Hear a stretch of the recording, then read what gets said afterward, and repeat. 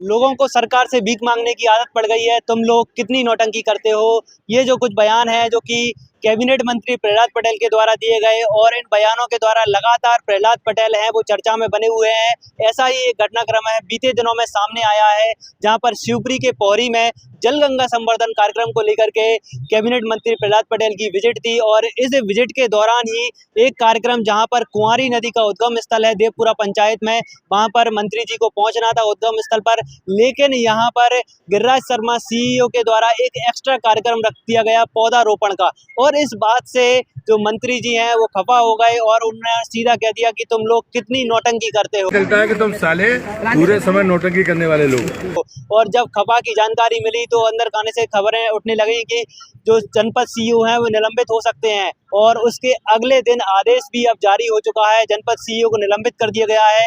फिलहाल इस घटनाक्रम के बाद में लगातार पूरे ही प्रदेश में कैबिनेट मंत्री प्रहलाद पटेल चर्चा में बने हुए हैं। पहले भी उनका एक बयान आया था जहां पर वह मंच पर जो नेताओं के स्वागत करने के लिए लोग पहुंचते हैं और कहते हैं कि कागज पकड़ा देते हैं और भीख मांगते हैं जन सरकार से। इस तरह की जो बात सामने आई इस पर विपक्ष ने प्रतिक्रिया दी और जब ये जो घटना सामने आई है पौरी की, जहां पर जनपद सीईओ गिरिराज शर्मा के ऊपर कार्रवाई की गई है, निलंबन का आदेश जारी किया गया है, इस पर भी कांग्रेस ने टिप्पणी की है और कांग्रेस ने कहा है कि मध्य प्रदेश सरकार के जो मंत्री हैं वो जनता की नहीं सुन रहे हैं और जनता से किस तरह की आवाज में बात कर रहे हैं, ये जो बात है सामने आई है। और जब ये घटनाक्रम हुआ उस समय मीडिया कर्मी ने सवाल पूछने की भी कोशिश करी मंत्री जी से कि क्या वजह है कि आप क्यों नाराज हैं, लेकिन मंत्री जी ने कोई जवाब नहीं दिया और सीधे निकलते हुए चले गए। और फिलहाल इस घटनाक्रम के बारे में आपका क्या कुछ सूचना, अपनी राय जरूर लिखें। हालांकि हम आपको बताना चाहेंगे कि जो गिरिराज शर्मा सीईओ हैं उनको जनमन कॉलोनी के लिए प्रधानमंत्री की तरफ से भी सम्मानित किया गया है, क्योंकि देश की पहली जनमन कॉलोनी बनी है जो कि पूर्ण रूप से व्यवस्थित